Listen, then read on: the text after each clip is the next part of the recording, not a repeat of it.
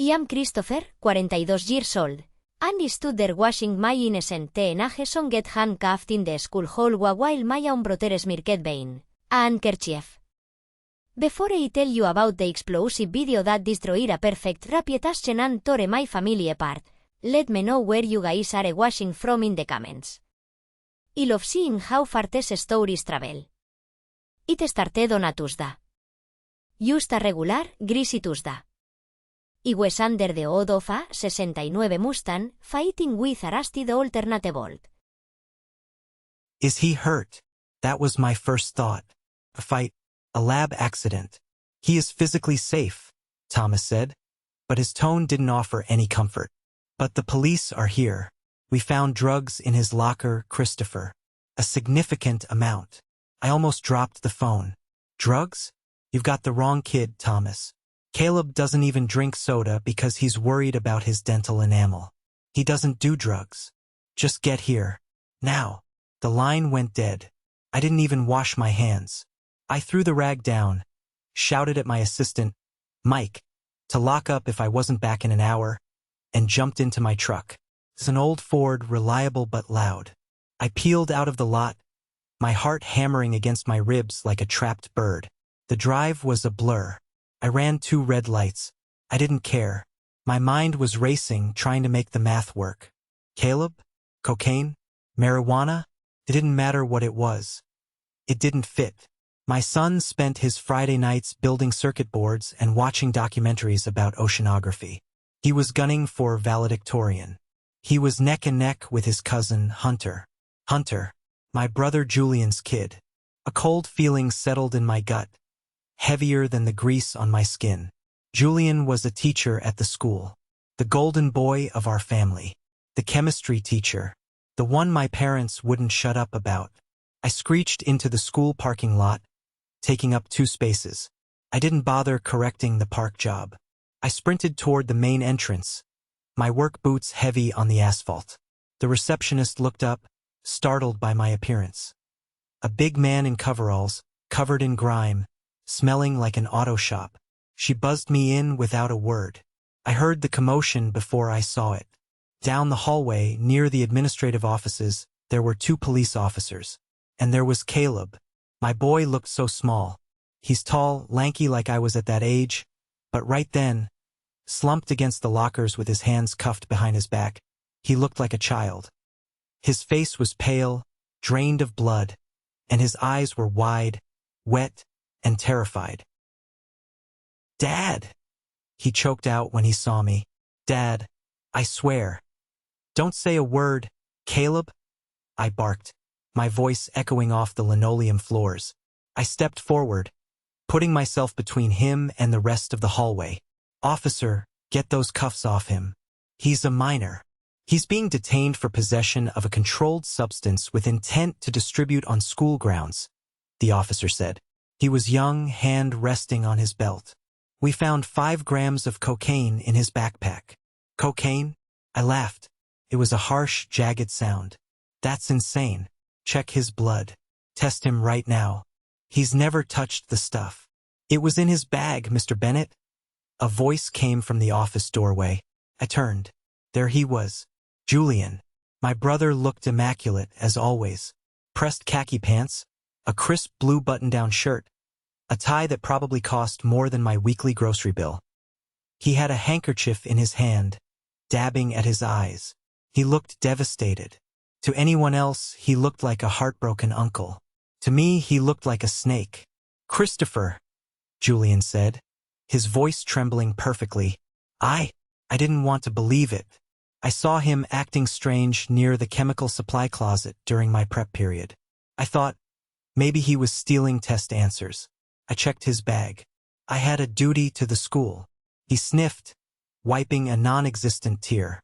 When I saw the powder, I had to call Principal Thomas. I couldn't let him endanger the other students, even if he is family. I stared at him. I looked at his clean hands, his fake sorrow. Then I looked at Caleb, who was shaking his head violently, tears streaming down his face. "I didn't do it, Dad," Caleb whispered. "Uncle Julian asked to borrow my calculator." He told me to leave my bag in his classroom during lunch. That's the only time it was out of my sight. Lies, Julian said softly, shaking his head. Drug addicts always lie, Christopher. You know that better than anyone, don't you? It's in the genes. That hit me like a physical punch.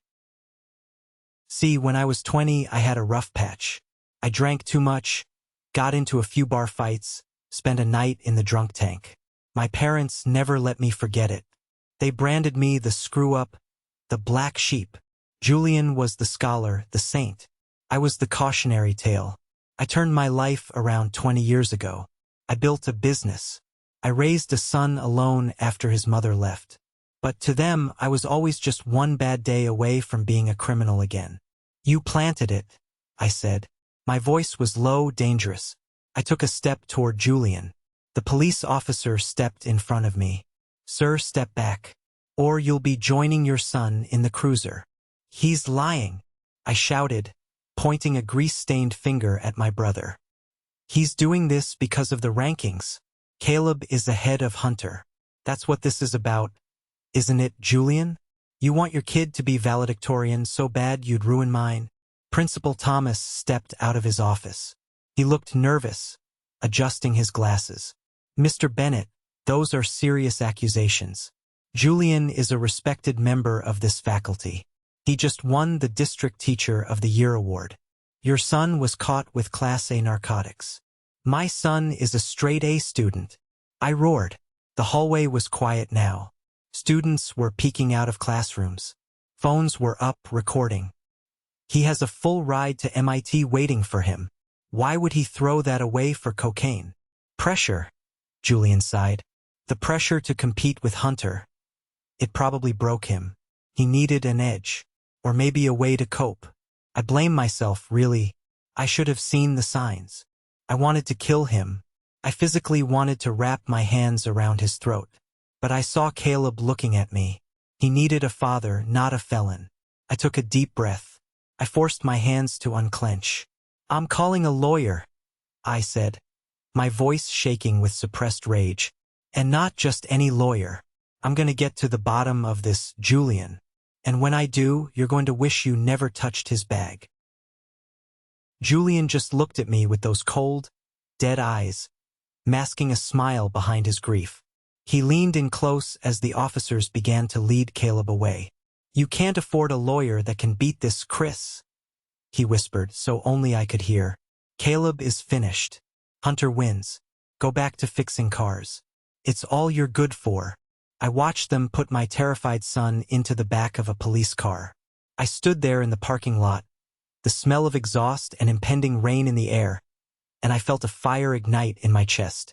It wasn't the hot, flashy anger of my youth. This was something different. This was cold. This was calculating. They thought they were dealing with the old Christopher, the screw-up, the hothead. They forgot that a mechanic knows how to take things apart to see how they work. And I was going to take their little conspiracy apart, piece by piece, until I found the rot. The ride to the police station was the longest 30 minutes of my life. I couldn't even listen to the radio. I just drove, gripping the steering wheel so hard the leather creaked. I called Matthew on the way. Matthew isn't just a lawyer. He's an old buddy from trade school who realized he was better at arguing than welding. He's a shark, but he costs money. Money I had earmarked for Caleb's tuition. I'll meet you at the precinct, Matthew had said, his voice clipped and professional. Don't let him say anything. Not a word. By the time I got Caleb released on bail, which cost me a significant chunk of my savings, it was dark. We drove home in silence.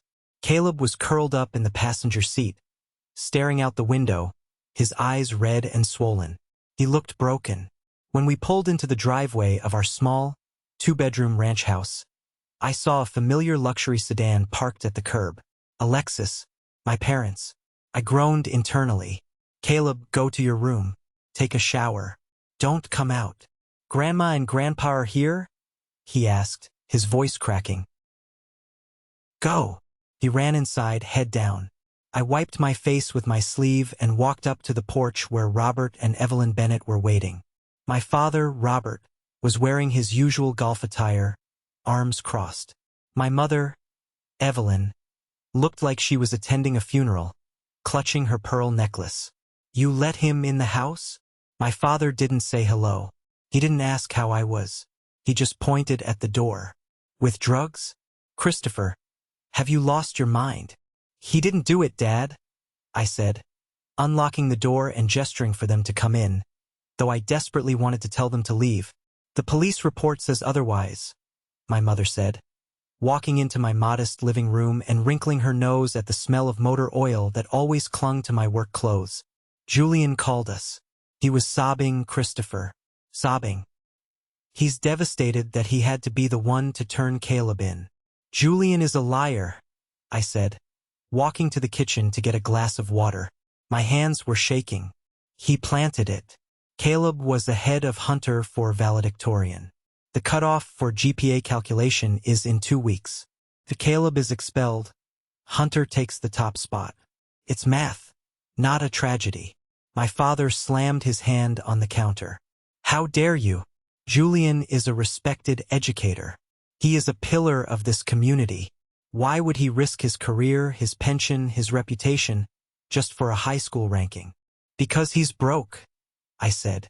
It was a guess, a hunch based on rumors I'd heard around town about Julian's poker nights, but I threw it out there. Don't be ridiculous, my mother snapped. Julian is successful. He makes a fine salary. Not like this. She gestured vaguely at my kitchen, at the stack of unpaid bills on the counter, at my dirty uniform. He wants what's best for the family. If he wanted what was best, he wouldn't have framed his nephew. I yelled. Lower your voice, my father hissed. Listen to me, Christopher. We are here to do damage control. This scandal, it reflects poorly on all of us. On the Bennett name. The Bennett name? I laughed bitterly. Is that what you care about? Your grandson is facing felony charges. We have a solution, my mother said, smoothing her skirt. She opened her purse and pulled out a brochure. There is a facility, a disciplinary camp in Utah. If Caleb pleads guilty, admits he has a problem, and agrees to go there for 6 months, Julian thinks he can convince the school board not to press for jail time. He can just be expelled quietly. I stared at the brochure. Sunrise Path, behavioral correction for troubled teens. You want me to send him away? I asked, my voice deadly quiet. You want him to plead guilty to something he didn't do? It saves Julian the embarrassment of a trial, my father said pragmatically. It saves the family from being dragged through the mud. And frankly, Christopher, considering your history, maybe the apple didn't fall far from the tree. Maybe Caleb needs help before he ends up like you were at 20. That was the core of it. The history of bias. No matter what I did, no matter how many cars I fixed, how many taxes I paid, how perfectly I raised Caleb, I was always the screw-up to them. And Julian was always the golden child. When we were kids, if a vase broke, it was Christopher's fault. If Julian got a bad grade, it was because the teacher was incompetent. If I got a bad grade, it was because I was lazy. They had spent 40 years building a narrative where Julian could do no wrong and I could do no right. They weren't going to let reality change that story now. Get out, I said. My mother gasped. Excuse me? Get out of my house. I pointed to the door. Caleb is not going to a camp. He is not pleading guilty. I am going to fight this. And if you're worried about the family name, you better buckle up. Because by the time I'm done with Julian, the Bennett name is going to be mud. You are making a mistake, my father warned, his face turning red. We control Caleb's college trust fund, Christopher. You know that. Mom and I set that up. If you drag this out, if you try to slander Julian in court, not a penny. Caleb won't go to MIT. He'll be lucky to go to community college. Keep your money, I spat. I'll sell the shop. I'll sell the truck. I'll sell my kidneys if I have to. But my son is going to college on his own merit, not on your hush money. They left in a huff, the Lexus peeling away from the curb. I stood in the doorway, shaking. I felt unparalleled isolation. It was me and Caleb against the world. Against the school, the police, and our own blood. I walked down the hall to Caleb's room. He was sitting on his bed, still wet from the shower, staring at the wall. "They think I did it, don't they?" he asked softly. "It doesn't matter what they think." I sat down next to him and put a heavy hand on his shoulder. "I know you didn't, and we're going to prove it." "How?"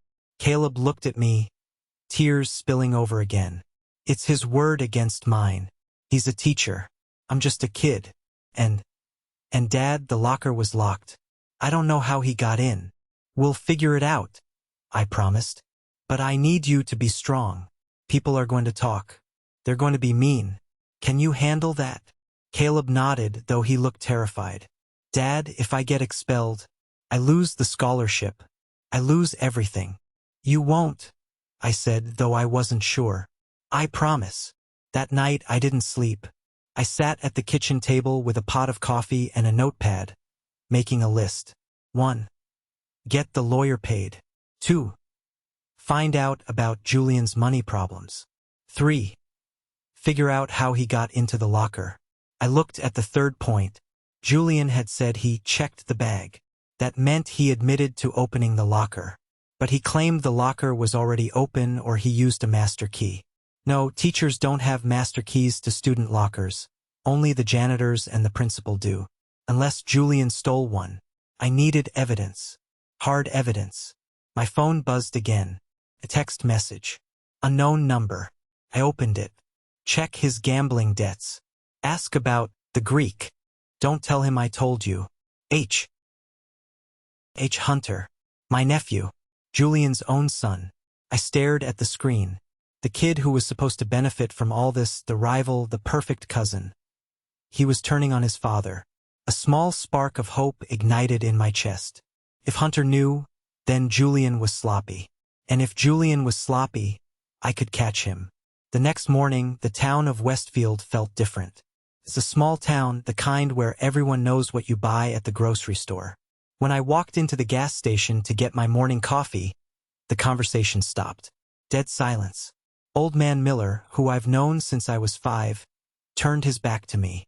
The cashier, a girl whose Honda Civic I fixed for free last month, wouldn't meet my eyes. "Just the gas, Sarah," I said, putting a 20 on the counter. "We reserve the right to refuse service." A voice boomed from the back office.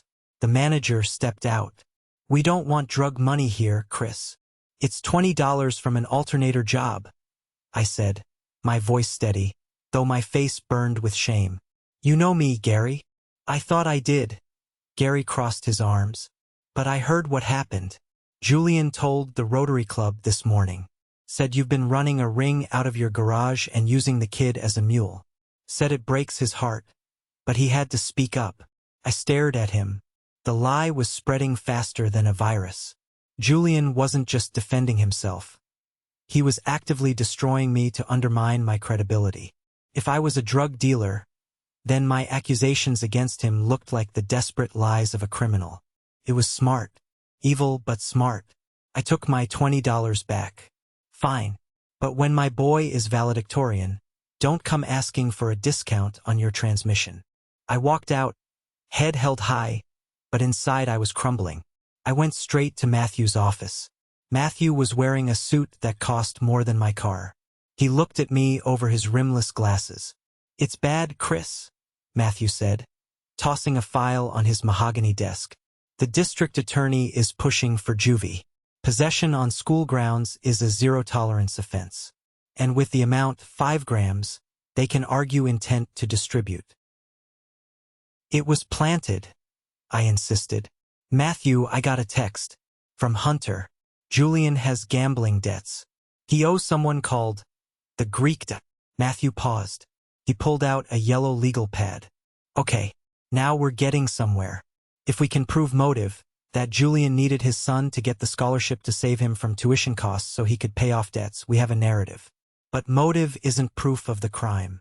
We need the security footage," I said. "The hallway cameras." "I tried," Matthew sighed. "I sent a subpoena to the school board this morning. Principal Thomas replied an hour ago. He claims the camera in that specific hallway was undergoing maintenance during the lunch hour yesterday. Convenient, right? He's covering for him, I slammed my fist on the arm of the chair. Thomas is in on it. Or he's just scared of a scandal. Probably both, Matthew said. Look, Chris, retainer is $5,000. I'm giving you the friends and family rate, but investigators cost money. We need to find this Greek.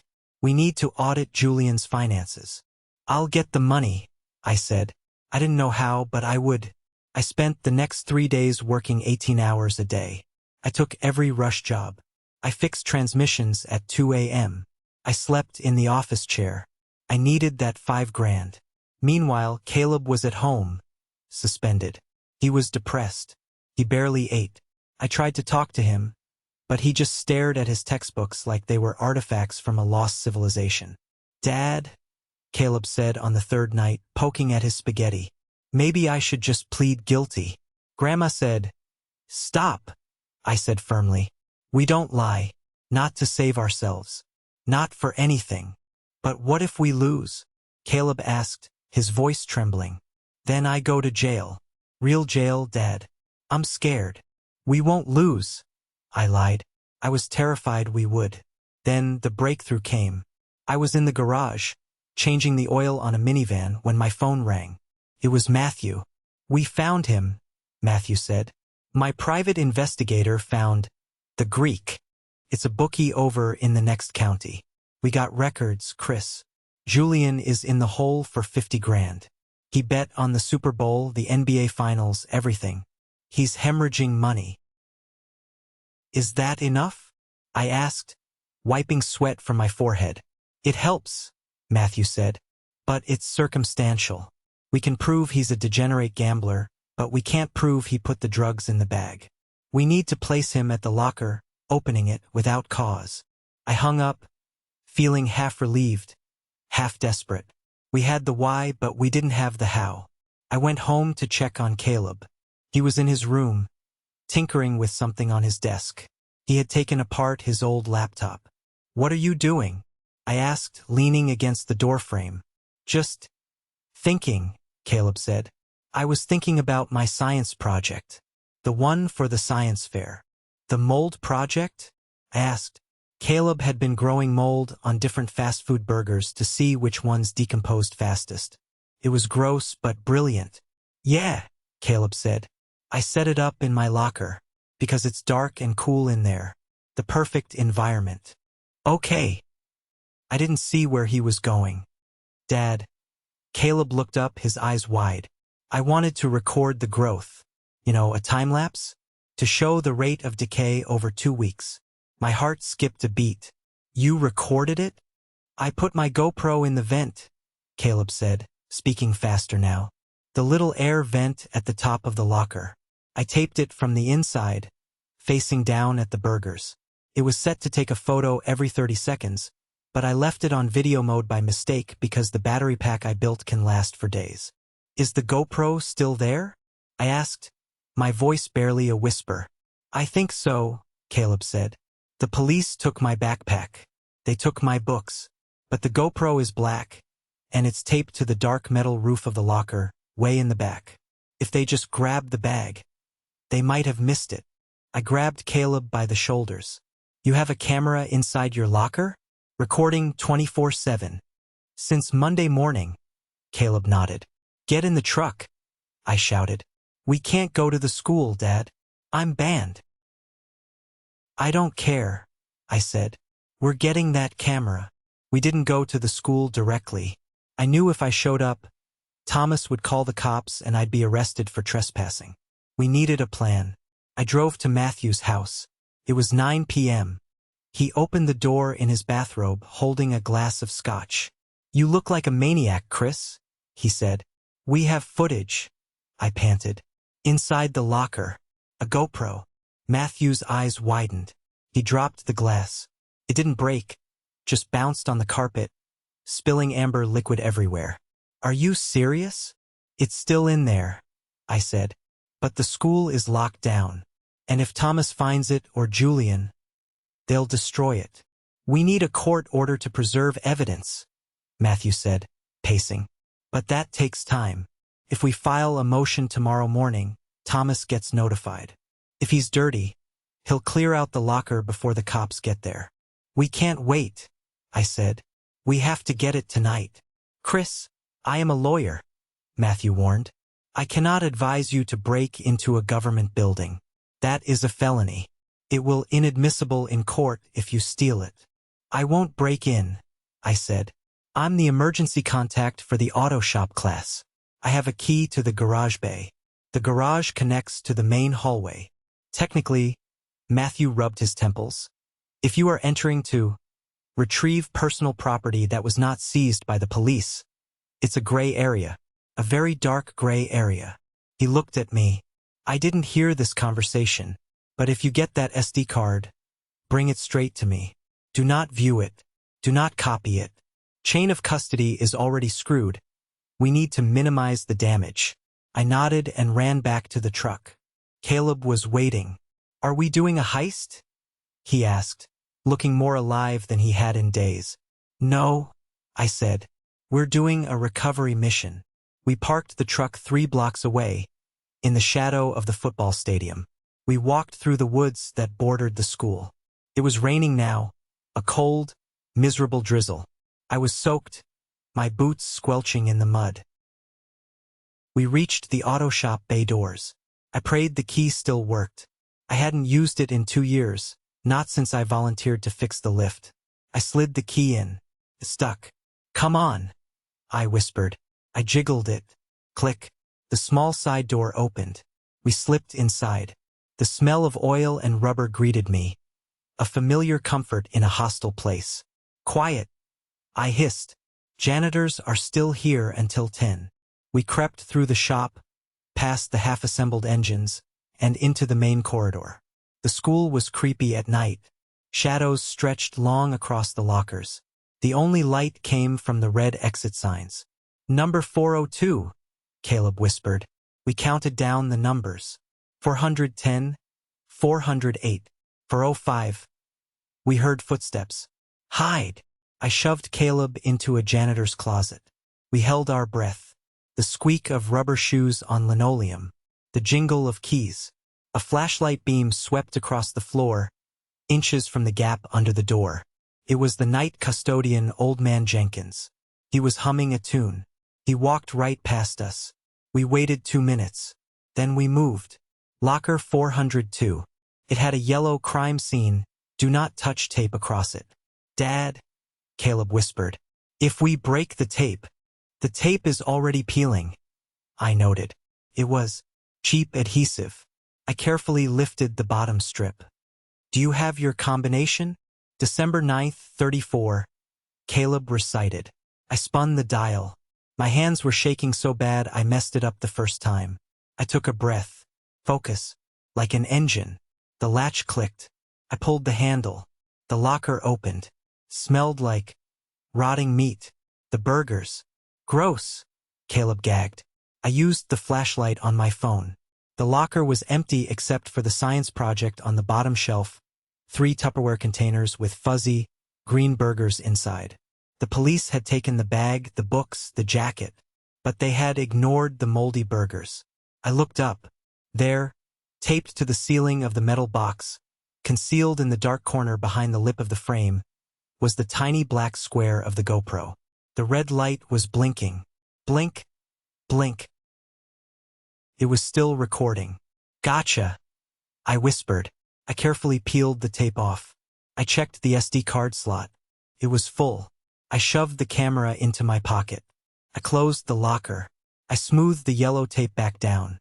Let's go, I signaled. We made it back to the truck without getting caught.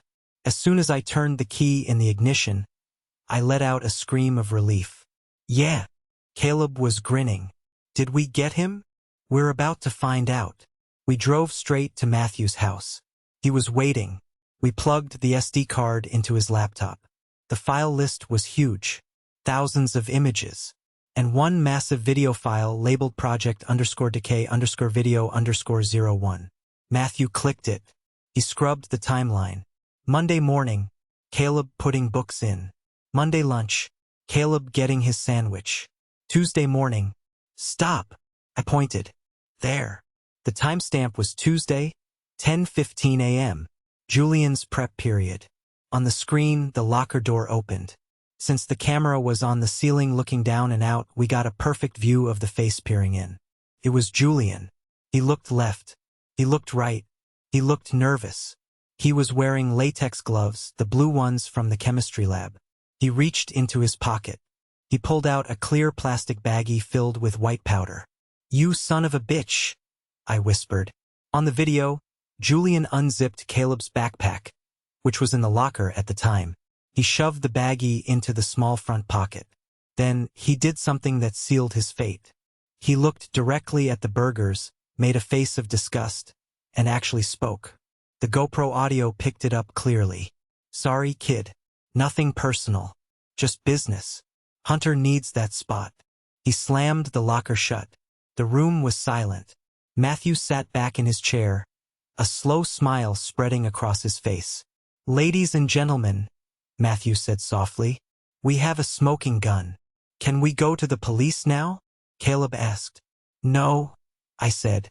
A cold resolve settled over me. The school board hearing is tomorrow night.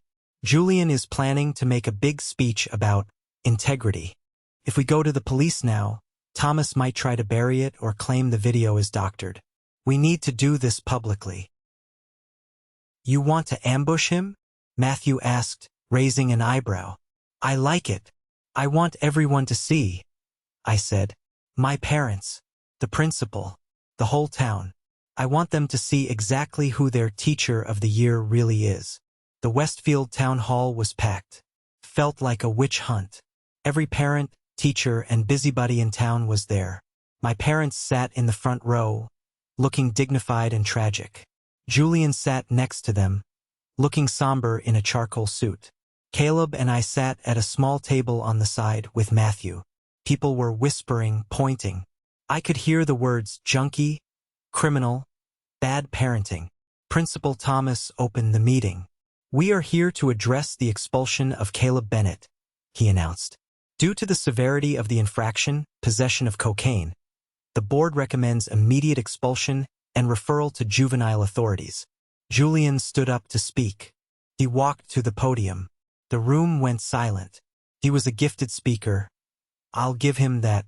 "This is the hardest thing I've ever had to do," Julian began, his voice thick with emotion. "Caleb is my nephew. I changed his diapers. I taught him how to ride a bike. Lies. I taught him." Julian was too busy getting his master's degree. "But," Julian continued, gripping the podium, "as an educator, I have a responsibility. Drugs destroy lives. I saw the signs. The erratic behavior. The drop in focus. When I found the drugs, I didn't want to believe it. But we must have zero tolerance. To protect the other students. Students who work hard, like my son Hunter, who has dedicated his life to academic excellence. We must remove this cancer from our school." The crowd applauded. My parents were nodding, my mother wiping her eyes. "Disgusting," Caleb whispered. "Wait for it." I squeezed his hand. "Mr. Christopher Bennett," Thomas said, looking at me with disdain. "You have 5 minutes to present a defense against expulsion." I stood up. My knees were shaking, but my hands were steady. I walked to the podium. I didn't have a suit. I was wearing my best button-down shirt and clean jeans. "I'm not a public speaker," I said into the microphone. Feedback squealed. "I fix cars. I know how things work. And I know when something is broken." I looked at Julian. He was watching me with a look of pity. "My brother says he found drugs in Caleb's locker because he was checking for stolen tests. He says he cares about integrity." I pulled a USB drive from my pocket. "But I believe in evidence. Hard evidence. Like the kind you find when you don't know someone is watching." I turned to the AV technician at the side of the stage. "Please play the file." "Objection." The school board attorney stood up. "This evidence was not submitted for review. It's a public forum," Matthew shouted from the table. "He has the right to present exculpatory evidence regarding his son's character." The crowd murmured. "Let him play it," someone shouted. It was Gary from the gas station. Maybe he felt guilty. The technician looked at Thomas. Thomas looked panicked. But the crowd was getting restless. "Play it," Thomas muttered. The huge projection screen behind the stage flickered to life. First, the timestamp. Tuesday, 10:15 a.m. Then the locker door opened. Julian's face appeared, 10 feet tall in high definition. The crowd gasped. It was a collective intake of breath that sucked the air out of the room. We watched Julian look around. We watched him pull out the baggie. We watched him stuff it into Caleb's backpack. And then, the audio boomed through the hall speakers. "Sorry, kid. Nothing personal. Just business. Hunter needs that spot." The video ended. The screen went black. For 3 seconds, there was absolute silence. You could hear a pin drop. Then chaos. "Oh my God! He planted it. That's the teacher." Julian stood frozen. His face had gone from confident to ashen white. He looked like a ghost. He looked at the screen, then at the crowd, then at me. I stared right back at him.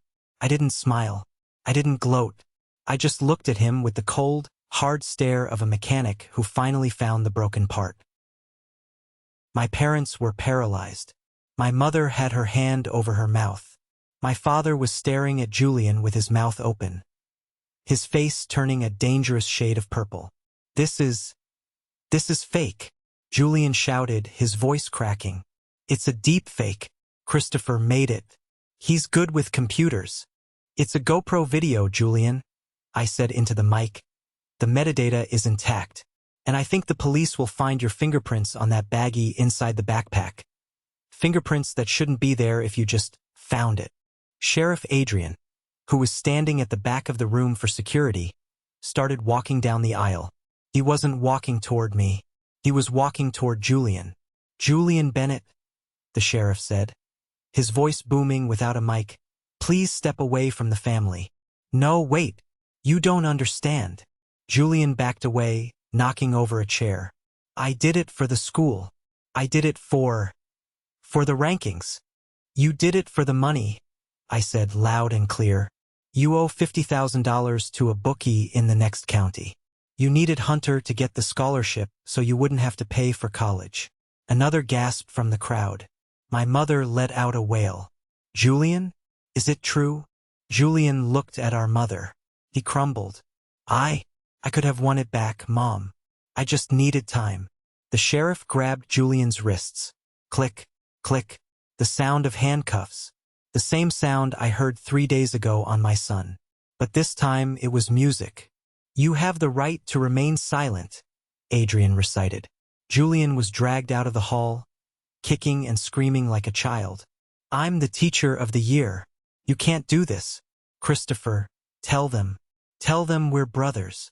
I leaned into the microphone one last time. "I have no brother," I said.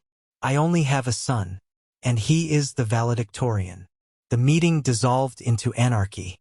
Reporters were flashing cameras in my face. Parents were shouting at Principal Thomas, demanding his resignation for hiring a criminal. I grabbed Caleb and Matthew. "Let's go. Out the back." We pushed through the crowd. But before we could reach the exit, my parents blocked our path. They looked wrecked. In the span of 10 minutes, their entire world had collapsed. Their golden boy was in cuffs. Their reputation was incinerated. "Christopher." My mother grabbed my arm. Her grip was weak, trembling. "Christopher, you have to tell the police to drop the charges." I stopped. I looked at her. "Are you joking? He's your brother?" My father pleaded, tears streaming down his face. "He'll lose his license. He'll go to prison. His life will be over." "He tried to send my son to prison," I said, pointing at Caleb. "He was willing to let Caleb rot in a juvenile detention center just to save himself a few bucks. Where was this concern when Caleb was in handcuffs?" "But we can fix it," my father said, desperate. "We'll pay for Caleb's college. We'll give you the trust fund. Double it. Just say it was a misunderstanding. Say the video was a prank." "You want me to commit perjury?" I stepped closer to my father. "You want me to lie to save Julian? Again, just like when we were kids?" "No. We will cut you off," my mother threatened. though it sounded hollow now. You won't get a dime of inheritance. I don't want your money, I said. I never did. Keep it. Use it to pay for Julian's commissary account. He's going to need it. I pulled my arm away from her grip. Don't contact us, I said. Don't come to my shop. Don't come to my house. And stay away from Caleb. If you come near him, I'll get a restraining order so fast your heads will spin. We walked out into the cool night air. The rain had stopped. It smelled clean. Sheriff Adrian was waiting by my truck. Chris, he nodded. That was something. Is Caleb cleared? I asked. With that video? Yeah. Adrian smiled. District Attorney is already drafting the dismissal. And he's drafting about 5 felony charges for Julian. Possession, filing a false police report, child endangerment, tampering with evidence. He's going away for a long time. Good, I said. Caleb looked up at me. Dad, did you mean what you said? About the scholarship? Every word, I said. But how will we pay for MIT? I looked at my beat-up truck. I looked at my greasy hands. Then I looked at my son, who was free, innocent, and the smartest kid I knew. I'll work harder, I said. I'll fix every car in this state if I have to, but we'll do it honest. We'll do it the right way. I hugged him. For the first time in days, the knot in my chest loosened. Let's go get a burger, Caleb said.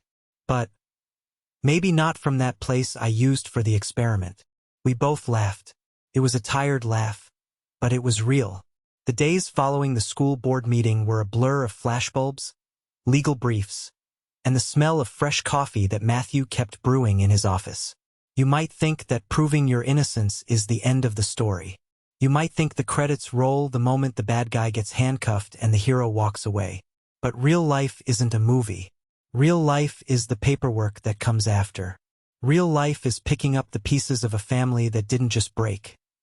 It shattered into dust. For the first week, I didn't let Caleb go back to school. Not because he was suspended, the expulsion order had been rescinded before sunrise the next morning, but because I wanted the dust to settle. We spent the time in the garage.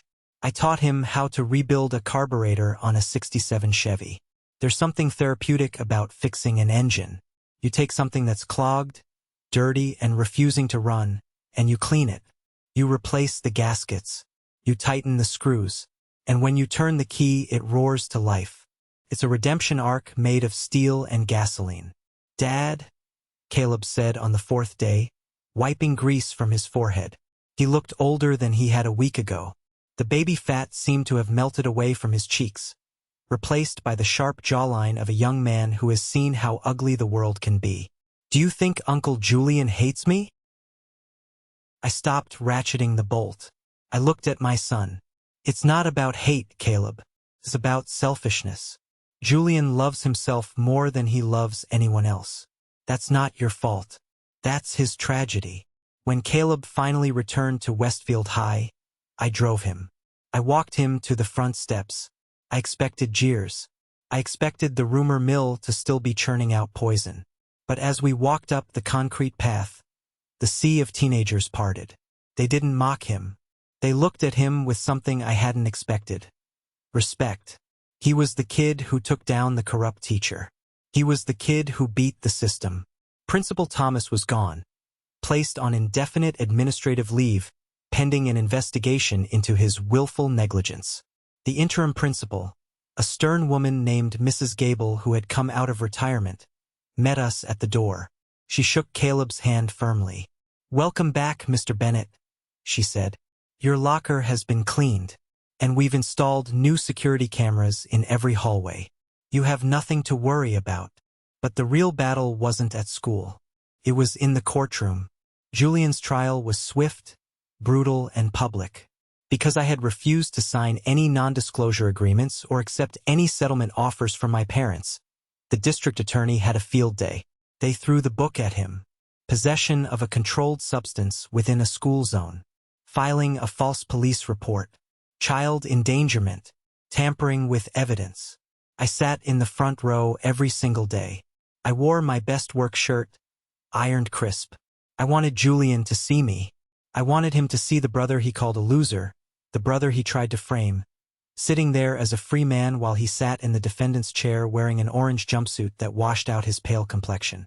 My parents were there, too. They sat 3 rows behind me. They didn't look at me. They looked like ghosts. My mother, Evelyn, had aged 10 years in a month. She wore black, as if she were attending a funeral. In a way, she was mourning the death of her illusion. The golden child was dead. In his place was a convict. The most satisfying moment wasn't the verdict. It was the testimony of Julian's wife, Sarah.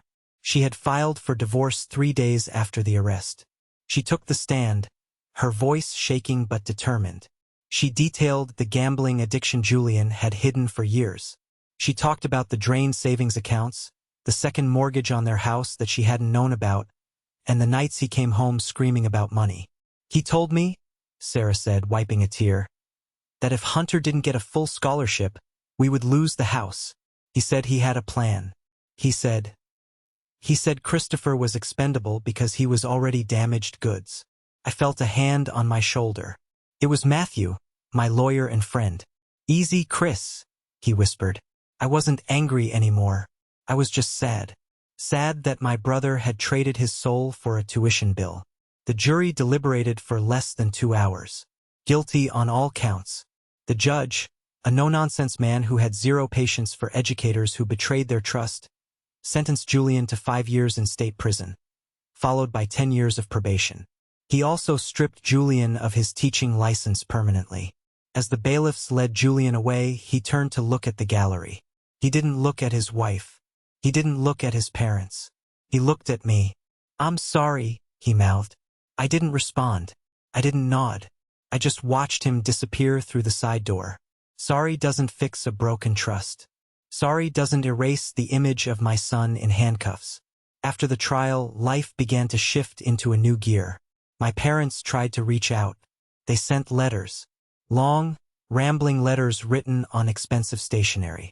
They talked about family unity and forgiveness. They mentioned the inheritance again, subtly hinting that if I facilitated a reconciliation, the will could be amended back in my favor. I burned them. I literally took the letters to the backyard, put them in the charcoal grill, and lit a match. I watched the words inheritance and family turn to ash and float up into the night sky. I realized then that I was already rich. I had a business that was booming. People came from 3 towns over to get their cars fixed by the honest mechanic who fought for his kid. I had a son who looked at me with pride. I didn't need their blood money. But the biggest surprise came on a rainy Tuesday afternoon, about 3 months after the arrest. I was closing up the shop. The rain was drumming on the tin roof, a rhythmic, lonely sound. I heard a bicycle skid on the wet pavement outside. I looked up to see a figure standing in the open bay door, dripping wet. It was Hunter. My nephew looked like a skeleton. He had lost weight. His eyes were dark circles in a pale face. He stood there, holding his bike helmet, shivering. "Uncle Chris," he whispered. I put down my wrench. "Hunter, you're soaking wet. Come in." He walked in, his sneakers squeaking on the concrete. He looked at the floor. I wanted to apologize. "You don't have nothing to apologize for," I said, grabbing a clean shop towel and tossing it to him. "You didn't plant the drugs." "I knew," he sobbed. "The dam broke." He started crying, those deep, racking heaves of a kid who has been holding the world on his shoulders. "I knew he was betting. I knew he was desperate. And I sent you that text, but I should have done more. I should have stopped him." "You're 17, Hunter," I said gently. "He was your father. You were scared. Sending that text, that was brave. That text saved Caleb." Hunter wiped his face with the rough towel.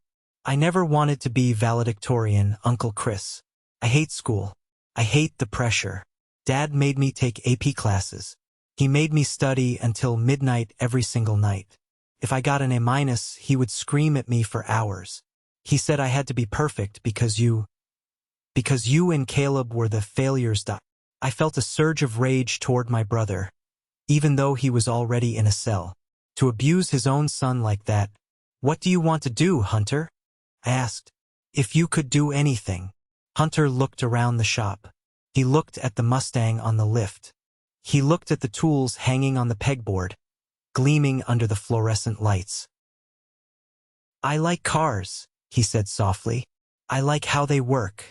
I used to sneak out and watch YouTube videos about restoration. I want to be a mechanic. The irony was so thick I could taste it. Julian had destroyed his life to ensure his son went to an Ivy League school, and his son wanted to be exactly what Julian despised. A grease monkey. I smiled. It was the first genuine smile I had felt in months. Well, I said, walking over to the tool chest, I'm looking for an apprentice. This minimum wage, dirty work, and you'll go home smelling like gasoline every day. But nobody screams at you here, and nobody judges you. Hunter looked up, hope flickering in his eyes. Really? But Grandma and Grandpa said. Grandma and Grandpa don't run this shop. I cut him off. I do. You want a job? Pick up that broom. Bay 2 needs sweeping. Hunter grabbed the broom like it was Excalibur. For the next few months, my shop became a sanctuary for two cousins. Caleb would come by after school to do his homework in the office, and Hunter would be under a car, covered in oil, happier than I had ever seen him. They reconnected. They weren't rivals anymore. They were just family. The real kind. One afternoon, a lawyer showed up at the shop. Not Matthew. A different one. High-priced suit. Shiny shoes that didn't belong on my concrete floor. Mr. Bennett? He asked. That's me, I said, sliding out from under a Ford F-150. I represent your parents, Robert and Evelyn Bennett. I sighed, wiping my hands. If this is about the inheritance, tell them to donate it to a cat shelter. I don't care. It's not about the inheritance, the lawyer said, looking uncomfortable. It's about custody. Since Julian's incarceration and his wife's subsequent financial instability, your parents are petitioning for custody of Hunter. They believe a mechanic's shop is an unsuitable environment for a young man of his potential. They want to enroll him in a boarding school in Connecticut. I looked over at Hunter. He was balancing a tire on a machine, laughing at a joke Caleb had just told him. He looked healthy. He looked free. They want to take him? I asked, my voice dropping an octave. They are his grandparents. They have significant resources. I walked right up to the lawyer. I was 6'2", and I smelled like hard work and defiance. You tell Robert and Evelyn, I said, poking the lawyer in the chest with a callous finger, that Hunter is 18 in 3 months. Until then, he is working here with his mother's permission. If they try to drag him to court, if they try to force that boy into a boarding school against his will, I will use every penny I have earned from this boom in business to hire the nastiest family law attorney in the state. I will drag their reputation through so much mud they'll need a snorkel to breathe. The lawyer stepped back, adjusting his tie. I will convey your message. Do that, I said, and tell them one more thing. Tell them the failure son is doing just fine. They never bothered Hunter again. June in our town is hot. It's a humid, sticky heat that makes the air shimmer above the asphalt. But on graduation day, the sky was a piercing, brilliant blue. Not a cloud in sight. The football stadium was packed. Thousands of people fanning themselves with programs, air horns blasting, balloons bobbing in the breeze. I sat in the front row of the bleachers. I had closed the shop for the day. Hunter sat next to me, wearing his best shirt, his hands clean of grease for once. He's gonna kill it, Hunter said, grinning. Yeah, I said, my throat tight. He is. I looked around the stadium. I saw the faces of the community, the people who had whispered about me in the gas station, the people who had boycotted my shop. Now they smiled and waved. Hey, Chris. Good luck to Caleb. Great day for it, Chris. Fickle. People are fickle. But I didn't hold a grudge. Anger is a heavy stone to carry, and I had put my load down a long time ago. Then I saw them. Way in the back, up in the nosebleed section, sat 2 figures huddled together. My parents. They looked small from this distance. They hadn't been invited. I hadn't sent them tickets. Caleb hadn't answered their calls. But they came anyway, watching from the periphery of the life they had tried to control. I looked at them for a long moment. I felt a pang of sadness, not for myself, but for them. They had traded love for prestige, and now they had neither. They were wealthy, yes. They had their big house and their country club membership. But they were sitting alone in the back row, while I was sitting front and center, surrounded by the boys who called me Dad and Uncle Chris. The ceremony began. The band played Pomp and Circumstance. The graduates marched in, a sea of maroon gowns. I spotted Caleb immediately. He walked with his head high, the gold sash of the Valedictorian draped over his shoulders. He looked confident. He looked like a man. When Principal Gable called him to the podium, the applause was deafening. It wasn't polite applause. It was a roar. The students stomped their feet on the metal bleachers. They knew. They knew what he had survived. Caleb adjusted the microphone. He looked out at the sea of faces. He found me. He locked eyes with me and he smiled. He pulled a piece of paper from his pocket, unfolded it, and then he put it back in his pocket. He was going off script. "Good morning," Caleb said. His voice was steady. "I had a speech written. It was about academic perseverance and the importance of STEM education. It was a safe speech. It was the speech you expect from a valedictorian." He paused. "But this year, I learned that safe is an illusion. I learned that you can do everything right. Study hard, follow the rules, keep your head down, and your world can still be turned upside down by people who claim to care about you." The stadium went quiet. Even the babies seemed to stop crying. "We are told that success is a straight line," Caleb continued. "Good grades lead to a good college, which leads to a good salary, which leads to happiness. My family, part of my family, believed that so strongly that they were willing to destroy a human being to maintain that image of success. I saw my parents in the back row stiffen. But I learned a different definition of success this year," Caleb said, his voice gaining strength. "Success isn't about the title next to your name. It isn't about being valedictorian. It isn't about the Ivy League acceptance letter." He pointed down at me. "Success is standing up when everyone tells you to sit down. Success is telling the truth when a lie would be easier. Success is loyalty. Not the blind loyalty of blood is thicker than water, but the earned loyalty of, I have your back, no matter what." Tears pricked my eyes. I bit my lip, trying to hold it together. I'm a mechanic. I don't cry in public. But today I was losing that battle. "My father," Caleb said, his voice cracking slightly, "is a mechanic. He comes home every day with grease under his fingernails. He doesn't have a PhD. He doesn't have a corner office. But he is the smartest, bravest, and most successful man I have ever known." The crowd erupted. People stood up. Matthew, sitting a few seats down, was cheering wildly. Hunter was clapping so hard his hands must have hurt. "My father taught me that integrity is expensive," Caleb shouted over the applause. "It can cost you your reputation, can cost you your savings, can cost you your family, but it is the only thing worth buying.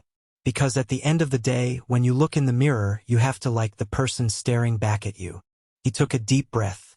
"So, to the class of 2024, I don't wish you wealth. I don't wish you fame. I wish you the courage to be honest. I wish you the strength to stand alone if you have to. And I wish you the kind of love that doesn't come with conditions." He stepped back from the podium. The standing ovation lasted for 5 minutes. After the ceremony, amidst the chaos of flying caps and hugging families, Caleb found me. We didn't say anything. We just hugged. A fierce, bone-crushing hug. "Did I do okay?" he asked into my shoulder. "You did good, kid," I choked out. "You did real good." We walked toward the parking lot. Hunter was with us, carrying Caleb's diploma like it was a sacred relic. "Hey, Chris." I turned. It was my father, Robert. He had made his way down from the bleachers. He was standing near the gate, looking out of place in the joyous crowd. My mother was behind him, looking away. "Christopher," my father said.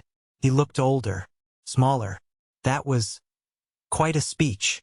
Yeah, I said, putting my arm around Caleb's shoulder. It was.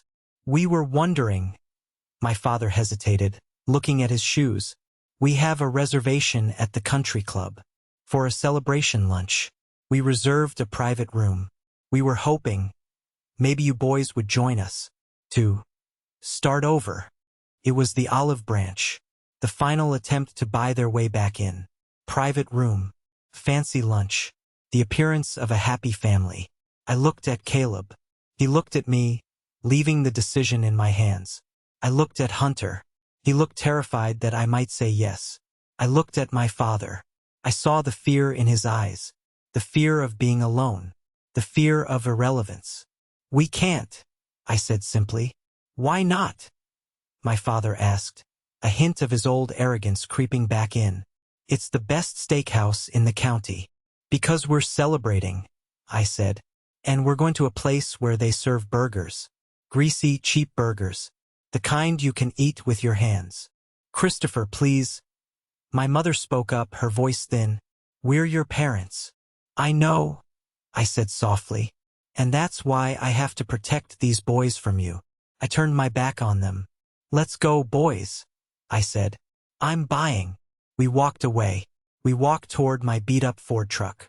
We walked toward a future that was uncertain, messy, and hard. But it was ours. It was built on truth. It was built on the kind of foundation that doesn't crack when the storm comes. As we drove away, I looked in the rearview mirror one last time. My parents were still standing there at the gate, two small figures watching the taillights of a mechanic's truck fade into the distance. They had their inheritance. They had their reputation. But as I looked at Caleb and Hunter laughing in the passenger seat, arguing about which radio station to play, I knew the truth. I was the one who got the gold. This story wasn't just about a school scandal or a planted crime. It was a story about the true cost of integrity versus the cheap allure of image. We live in a world obsessed with rankings, titles, and golden children. We see parents pushing their kids to the breaking point, sacrificing their mental health, and sometimes their morals, just to get that bumper sticker on their car that says, "Proud parent of an honor student." But what did we learn from Christopher? We learned that trust is the ultimate currency. You can't buy it with an inheritance, and you can't restore it with a lawyer. We learned that toxicity in a family isn't something you have to endure just because you share DNA.